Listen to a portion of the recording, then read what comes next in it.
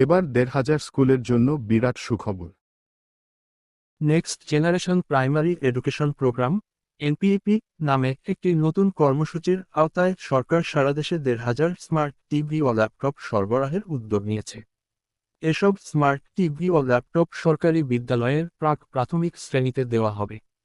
সংশ্লিষ্টরা বলছেন, প্রাথমিক শিক্ষা অধিদপ্তর ডিপিই ৪-এর অধিক বয়সী শিশুদের জন্য পরিচালিত প্রাথমিক শ্রেণীর শিক্ষাকে আরও কার্যকর ও আধুনিক করার জন্য এমন পরিকল্পনা গ্রহণ করেছে।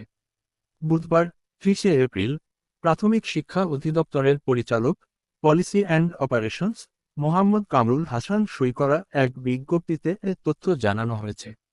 এতে জানানো হয়েছে, এরই মধ্যে কর্মসূচির খসড়া উন্নয়ন প্রকল্প প্রস্তাব ডিপিপি প্রস্তুত করা হয়েছে।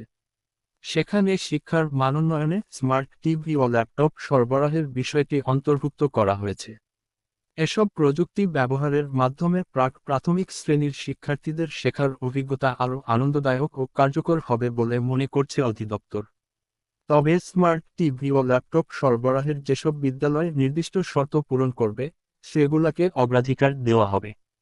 শর্তগুলো হল, প্রাথমিক শিক্ষার জন্য নির্ধারিত আলাদা ও সজ্জিত শ্রেণীকক্ষ থাকতে হবে, প্রাথমিক শ্রেণীতে তুলনামূলকভাবে বেশি সংখ্যক শিক্ষার্থী থাকতে হবে, শ্রেণীকক্ষে দরজা জানালা মজবুত সহ পর্যাপ্ত নিরাপত্তা ব্যবস্থা এবং দপ্তরিকাম নৈশপ্রহরী থাকতে হবে, নির্ধারিত শ্রেণী শিক্ষক থাকতে হবে, যিনি আইটি প্রশিক্ষণপ্রাপ্ত ও ডিজিটাল কন্টেন্ট পরিচালনায় দক্ষ এবং ৪+ বয়সী শিশুদের জন্য ২ বছর মেয়াদী প্রাথমিক শ্রেণী চালু থাকতে হবে।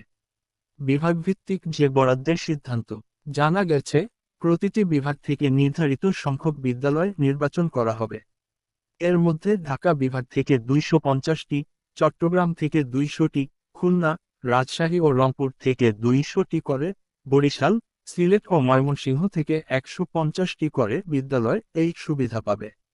৪ মের মধ্যে তালিকা পাঠানোর নির্দেশ। ২০২৩ শিক্ষাবর্ষে ৪-এর বেশি বয়সী শিশুদের জন্য চালু করা ২ বছর মেয়াদী প্রাথমিক শ্রেণী পরিচালনাকারী বিদ্যালয়গুলোর মধ্যে থেকে উপরের শর্ত অনুসারে বিদ্যালয় বাছাই করতে বিভাগীয় উপপরিচালকদের নির্দেশ দেওয়া হয়েছে। নির্বাচিত বিদ্যালয়ের তালিকা নির্ধারিত তথ্যছকে পূরণ করে আগামী ৪ মে মধ্যে ইমেইল dpe-primary@gmail.com এবং হার্ড কপি উভয়ভাবে পাঠাতে বলা হয়েছে।